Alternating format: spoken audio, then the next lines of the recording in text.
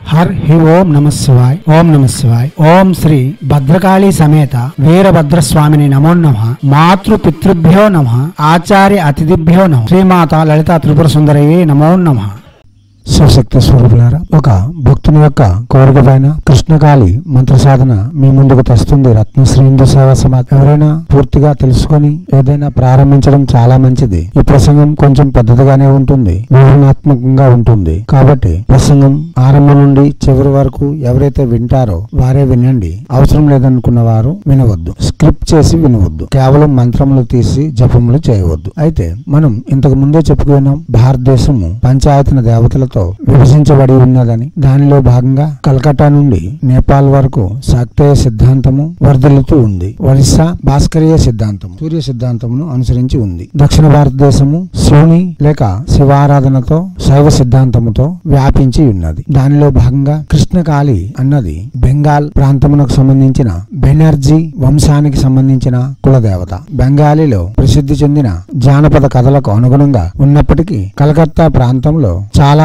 అరుదుగా కనిపిస్తుంది. చాలా తక్కువ మంది ఈ దేవతను పూజిస్తూ ఉంటారు. ఈ చరిత్ర చాలా వరకు మరుగున పడి కొన్ని మాత్రమే మిగిలి ఉన్నాయి. వాటిలో మేము సేకరించిన మాత్రం మీకు అందిస్తూ ఉన్నాము. దేవాత్మ స్వరూపులారా, ఈ బెనర్జీ వంశానికి చెందిన ఈ కృష్ణకాళి మాత చాలా గృహాల్లోనూ మరియు పూజారులచే పూజింపబడుతూ ఉంటుంది. ఈమె యొక్క రూపము భిన్నంగా మనకు గోచరమవుతూ ఉంటుంది. నిజకాళి లగ్నదేహంతో ఉంటే ఈమె ఎర్రని వస్త్రములు ధరించి నిండుగా మనకు దర్శనమిస్తూ ఉంటుంది. కాగా భర్త అయిన శివుని ఎదురుగా నిల్చొని సిగ్గుతో తల వంచి నిలబడి తన నాలుకను తన నాభి వరకు సాగించి కోమల రూపంగా కనిపించినప్పటికీ శత్రు నిర్భేద్యముగా మనకు దర్శనమిచ్చే ప్రత్యేక మాత శ్రీ కృష్ణకాళి మాత నిరాపయమైన దేవత, అంటే అపాయము లేని దేవత. నిజకాళి మాతకు 4 భుజములు ఉండగా ఈ కృష్ణకాళి మాతకు 6 భుజములు ఉంటాయి. 2 చేతుల యందు పిన్నెలగర్రను అనగా వేణువుని ధరించి కృష్ణుని యొక్క రూపముతో దర్శనమిస్తూ ఉంటుంది. సాధారణమైన వేణువునకు భగవాన్ శ్రీకృష్ణుని యొక్క వేణువునకు వ్యత్యాసం ఏమనగా సాధారణమైన వేణువునకు 7 రంధ్రములు ఉంటాయి, గాని భగవాన్ శ్రీకృష్ణుడు ధరించిన వేణువునకు 9 రంధ్రములు ఉంటాయి. మనిషి యొక్క శరీరంలోని 9 రంధ్రములను సూచికముగా శ్రీకృష్ణుని యొక్క చేతిలో ఉండే వేణువునకు 9 రంధ్రములు ఉంటాయి. అతను మన జీవితాలను సరిచేస్తాడని అనగా వేణువు యొక్క గానమును శృతి చేస్తాడని మనం భావన చేస్తూ ఉంటాం. ఇటువంటి శ్రీమాత మనకు క్షుద్ర దేవతగా కాకుండా సౌమ్య దేవతగానే మనకు దర్శనం ఇవ్వగలదు. ఈ దేవత యొక్క ఆరాధన 200 సంవత్సరముల క్రితమే అంతరించిందని, కొన్ని కులములు మాత్రమే ఈ దేవతను ఆరాధన చేస్తున్నాయని బెంగాలీలో కొన్ని కథలు చెబుతూ వస్తున్నాయి. ఈ మాత యొక్క ఆరాధన బుధవారం నాడు చేస్తారని మరియు అపరిమితమైన వేడుకలు కొనసాగిస్తారని, 34 రకములైన మిఠాయిలు, 76 నుండి 80 వంటకములు, 90 రకములైన ఆహార పదార్థములు, పూర్తిగా స్వచ్ఛమైన శాకాహారముని ఈమెకు చెల్లిస్తారని, అంటే భోగముగా మహాప్రసాదముగా అందిస్తారని, ఈ ప్రసాదములలో ఉల్లి గాని తెల్ల ఉల్లి గాని ఉపయోగించరని వచనములు చెబుతున్నాయి. ఈమె బంగారు కిరీటముతో వెండి ఆభరణములతో పొడవైన కత్తులను ధరించి 56 మానవ పురుల యొక్క మాలను ధరించి చక్కగా అమర్చబడిన వజ్ర వైడూర్యములతో పొదగబడిన ఆభరణను ధరించి మనకు దర్శనమిస్తూ ఉంది. ఇటువంటి శ్రీమాతను మనం ప్రార్థించడం అన్నది మన వైభవంగానే భావించాలి. దివాత్మ స్వరూపులారా, ఈ ప్రసంగంలో చెప్పబడే ఏ విషయం కూడా శ్రీమాత యొక్క అనుగ్రహంతోనే చెప్పబడుతూ ఉన్నాయి. ఎందుకనగా ఆంధ్ర నుండి ఒక భక్తులు ఫోన్ చేసి మేము ఆశ్రమవాసులం కృష్ణకాళి సాధన చేసుకోవాలని అనుకుంటున్నాం, కాబట్టి సహాయం చేయండి అని వినతికి ఈ ప్రసంగం చేస్తున్నాం. శ్రీమాత యొక్క ప్రార్థన చేసి శ్రీమాత మాకు అనుగ్రహించినది మీకు అందించడానికి మా వంతుగా ప్రయత్నం చేస్తున్నాం. దివాత్మ స్వరూపులారా, అయితే రత్నశ్రీ ప్రతిపాదనలో కృష్ణకాళి యొక్క వివరణ గురించి కొంచెంగా చెప్పుకుందాం. దివాత్మ స్వరూపులారా, రత్నశ్రీ ప్రతిపాదనలో కృష్ణకాళి యొక్క అవతారం గురించి వివరణ చేద్దాం. కాళి అన్నది కాలయోని అనియు శ్రీమాత యొక్క ప్రత్యక్ష రూపమనియు నిజ రూపమనియు శాస్త్రములు వివరిస్తూ ఉన్నాయి. మనం రత్నశ్రీ హిందూ సేవా సమాజంలో చాలా సార్లు చెబుతున్నాం, శక్తి ఎన్ని అవతారములు ఎత్తినప్పటికీ లలితాదేవి మరియు కాళీ రూపమునకు ప్రత్యేకత వేరుగా ఉంటుంది. ఎందుకనగా ఈ 2 రూపములందే శివుడు ఆనుకొని ఉంటాడు. అటువంటి రూపములు శ్రీ లలిత మరియు కాళీమాత. అయితే కాళీమాతకు కృష్ణుడికి ఉండే సంపర్కం తర్కం ఏంటో తెలుసుకుందాం. ఇది కేవలం శాస్త్రములు పురాణములు చదివేవారు కాదు, తర్కవాదం వరకు ఎవరైతే వెళ్ళగలుగుతున్నారో, ఎవరైతే వేదాంత సారమును తెలుసుకుని ఉన్నారో వారికి మాత్రమే అర్థం అవ్వగలదు. ఎందుకనగా ఒకే చంద్రుడు రెండు రూపంలో మనకు దర్శనం ఇస్తాడు. మనం ఇంతకు ముందు ప్రసంగంలో కూడా చెప్పి ఉన్నాం. కైలాసంలో ఉండే చంద్రుడు బాలేందు సంకాసం అంటాం, అనగా చిన్న చంద్రుడు ఒక నెలవంక వలె కనిపిస్తూ ఉంటాడు. అతను కైలాసంలో ఉంటాడు. అతను బ్రహ్మచారి మరియు నిత్య యవ్వనుడు. అతనికి ఎటువంటి రోగములు కల్మసములు లేనివాడు. అదే చంద్రుడు మనకు ఆకాశంలో దర్శనమిస్తూ ఉంటాడు. అమావాస్య నుండి పూర్ణిమ వరకు పూర్ణ రూపము దాల్చి, పూర్ణిమ నుండి అమావాస్య వరకు క్షయ రోగముతో పీడితమై ఉంటాడు. ఈ ఆకాశంలో కనిపిస్తున్న చంద్రుడికి 27 మంది భార్యలు ఉంటారు. గాని కైలాసంలో ఉండే చంద్రుడు బ్రహ్మచారి. గాని చంద్రుడు ఒకటే. అదే ప్రకారంగా వైకుంఠంలో ఉండే విష్ణువు లక్ష్మీదేవికి పతిగాను, లోకములకు రక్షకుడుగాను పురుష రూపంలో దర్శనం ఇస్తున్నప్పటికీ కైలాసంలో అదే విష్ణువు పార్వతి రూపంలో శివునికి సకలానందములను చేకూర్చగలుగుతున్నాడు. దీనికి మనం చాలా ప్రసంగంలో చెప్పి ఉన్నాం. దుర్గా మాధవ మిళిత రూపమనియు, అపరాజిత రూపమును మరియు విష్ణు శక్తేయ రూపము మిళిత రూపముగా బహళముఖిని మనం ఇప్పటి వరకు అభివర్ణిస్తూ వచ్చాం. ఒకే రూపము భిన్నముగా మారి శక్తిగాను విష్ణుగాను ప్రకటితమై అదే రెండు రూపములు కలిసి అపరాజితగాను మరియు బహళముఖిగాను ప్రకటితమై ఉన్నాయని ఇప్పటికే మనం చెప్పి ఉన్నాం. అయితే భాగవతము చాలా ఆహ్లాదకరమైన ఒక పురాణం. భాగవతం చదువుతున్నంతసేపు ఆనందం వెల్లువిరుస్తూ ఉంటుంది. ఒకరోజు కృష్ణుడు వెన్నను దొంగలించడానికి వెళ్ళేటప్పుడు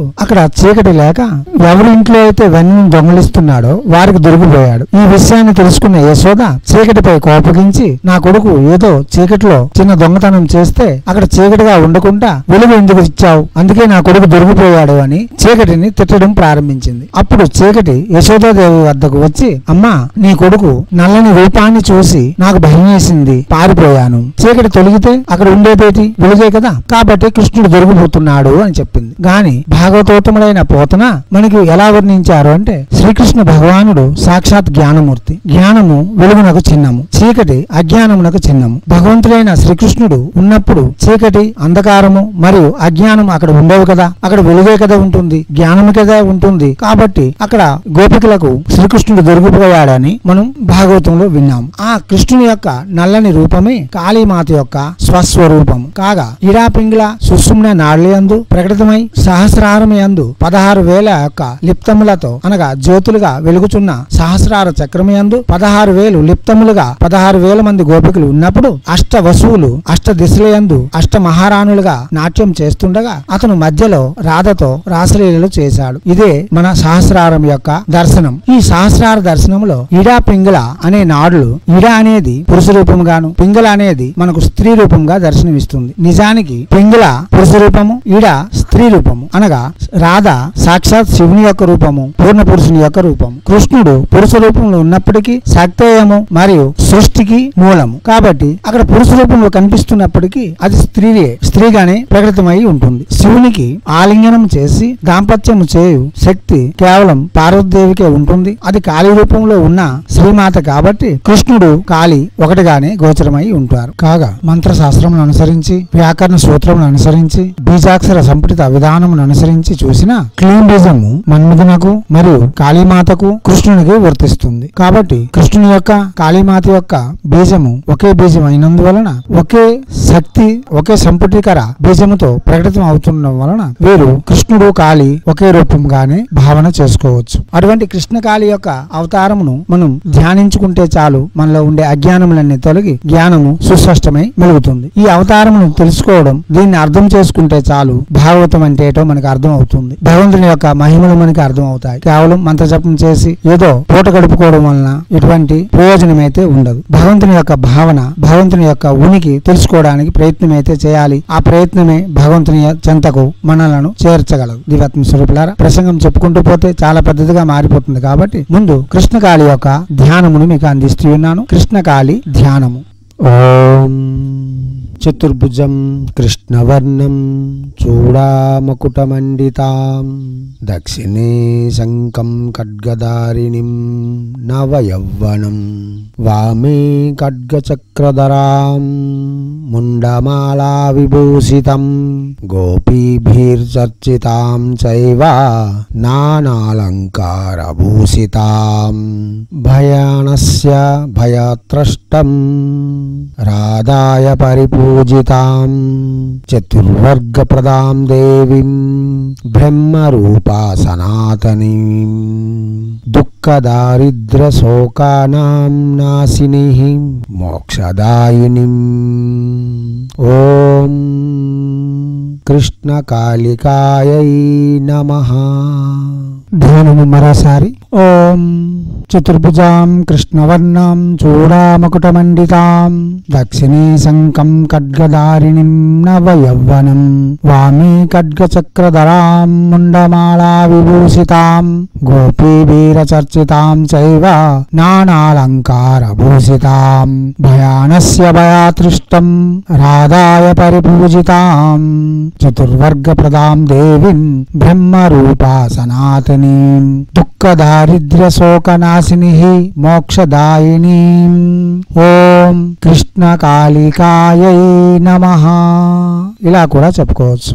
ధ్యాన శ్లోకం యొక్క భావము 4 భుజములతో నల్లని వర్ణముతో చూడామణిని మొగటమునందు ధరించి అయినప్పటికీ షడ్భుజములతో విరాజిల్లుతున్నదని శాస్త్రములు చెబుతున్నాయి. ధ్యానము యందు 4 భుజములుగా వర్ణించబడి ఉన్నది. కుడివైపున శంఖమును వెడల్పైన ఖడ్గమును ధరించి నవ్వ యవ్వనము అనగా కొత్తగా వయస్సులోకి వచ్చే పిల్లల నిత్య యవ్వనముగా గోచరిస్తూ ఎడమ వైపున వెడల్పాటి కత్తిని మరియు చక్రమును ధరించి 56 మానవ కపాల మాలను ధరించి విభూషితే గోపీజనులు నిరంతరము ఇతని యొక్క వీరత్వమును చర్చించుకునే విధముగా అనగా గోపీజనులు అనగా గోపికలు నిరంతరము ఇతని యొక్క వీరగాథలని చెప్పుకుంటూ ఉండే రూపముతో నానాలంకారములైన ఆభరణములను ధరించి భయమును పోగొట్టి భయమును నాశనం చేసి రాధచే నిరంతరము పూజించబడుతూ చతుర్వర్గములైన అనగా బ్రాహ్మణ క్షత్రియ వైశ్య శూద్రులచే లేక చతుర్వర్ణాశ్రమ ధర్మములైన బ్రాహ్మణ క్షత్రియ వైశ్య శూద్ర మరియు బ్రహ్మచారి గృహస్థ